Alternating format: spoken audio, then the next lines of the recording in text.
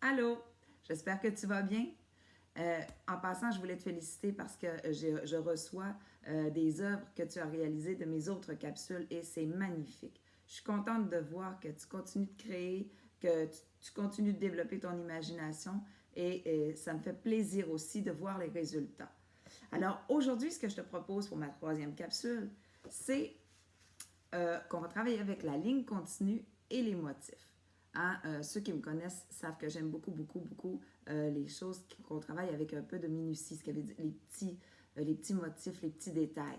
Hein? C'est ce qui ça fait aussi la beauté hein, de l'œuvre. Et donc, c'est une œuvre abstraite, en fait, parce que c'est ça, une œuvre abstraite, c'est qu'on n'y voit pas quelque chose. On n'y voit pas un visage, on n'y voit pas un paysage. Des fois, on peut dire, ah, ça ressemble à. Mais l'artiste n'a pas voulu vraiment réaliser ce que toi, tu crois que ce que tu vois. Alors, cette œuvre est travaillée donc avec les Sharpies, mais ça, c'est ma version pour mes plus vieux. Tout à l'heure, je vais te montrer la version pour les plus jeunes. Alors, le Sharpie, que j'ai pris la pointe fine, OK, pour réaliser, pour faire la ligne continue qui va venir se fermer là où on l'a commencé. Ensuite, pour faire les motifs à l'intérieur, parce que chaque forme a son propre motif, j'ai pris des crayons Sharpie aussi, mais de couleur, à la pointe ultra fine. Donc, quand tu vois la pointe, elle est vraiment plus petite pour réaliser les mini détails. Et encore là, comme je te dis, ce serait plus pour mes plus vieux, celle-ci. Pour mes plus jeunes, je vais te montrer, d'ailleurs, je vais tasser ça ici.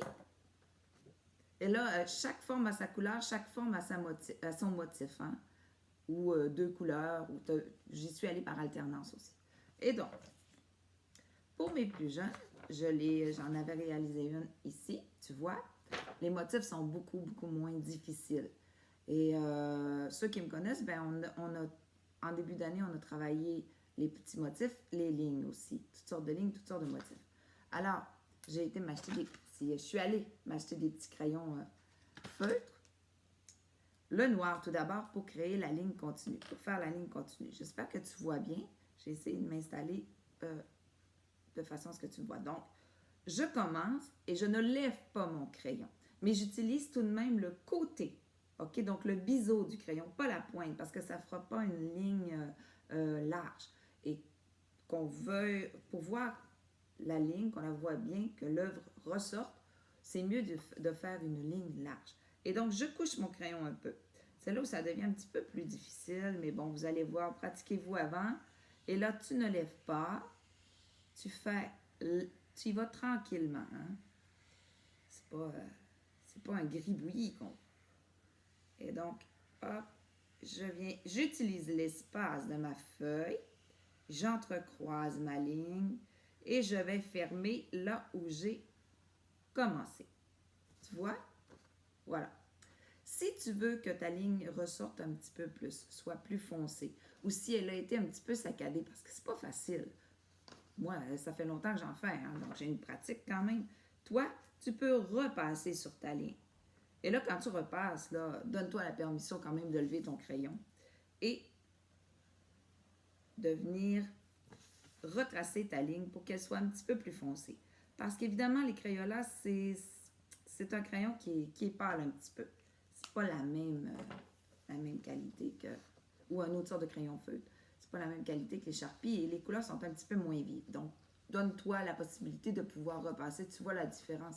Hein? C'est plus foncé. Par la suite, comme j'ai montré là, tu vas venir faire à l'intérieur, te choisir un motif et une couleur par forme. Donc, si tu dis sur celle-ci, moi, je vais venir faire, on va dire, si tu dis je vais venir faire des petits soleils. Tu essaies de faire tes petits soleils de la même grosseur, quand même assez collés, mais qui ne se touchent pas, qui vont remplir la forme. Hein, parce que plus il y en a, il ne faut pas que ta forme ait l'air vide. Donc, tu viens remplir ta forme, ce soit quand même assez collé. Bon, là, je ne le terminerai pas. Alors, tu vois mes petits soleils ici. Je remplirai ma forme. là, admettons que tu as terminé. Tu prends un autre crayon, tu dis, bon, dans cette forme-là, moi, je vais faire des cœurs. Regarde, je réalise même mes cœurs comme ça. Bon, je l'ai fait à l'envers. Je pensais que tu allais voir bien, mais tu allais bien voir, mais on ne voit pas très bien. Encore une fois, tu essaies de faire des cœurs dans une grosseur assez tassée, collée. Bon, et à la fin, tu vas avoir une œuvre abstraite. Et c'est beau parce qu'il va y avoir plein de couleurs. Comme je te l'ai dit encore, donne-toi la possibilité de repasser sur tes formes pour qu'elles soient plus lumineuses, qu'elles ressortent plus. Donc, l'œuvre, si tu as des charpies, tu le fais avec des charpies. Et si tu as des crayolas, tu le fais avec des crayolas. Dépendamment de ton âge, bon, celui-ci est un petit peu plus difficile pour les plus vieux, celui-ci est un petit peu plus facile pour les plus jeunes. Et encore une fois, n'hésite pas à me montrer tes œuvres qui sont terminées. J'adore ça. J'adore ça, voir les résultats et je trouve ça magnifique. Et je suis contente aussi que tu continues de faire de l'art, hein, de créer et d'imaginer des choses. Parce que là, ici, tu peux quand même la sortir, ton imagination. Tu peux faire des lignes. Comme tu vois, j'ai utilisé 2 couleurs. Tu vois, là, ici, à l'intérieur, j'ai fait le fond, mais j'ai laissé des ronds blancs. Et à l'intérieur, de l'ovale plutôt, du petit ovale blanc, j'ai mis un petit point noir. Alors, encore une fois, je te fais un beau bisou. J'ai hâte de te revoir. Et je te dis encore, ça va bien aller. Il faut continuer, il ne faut pas lâcher, les amis. Puis on se revoit pour une 4e capsule. 4e capsule, je te dirais, écoute, réserve-toi des boîtes de céréales ou du carton. On va en avoir besoin. Bye bye!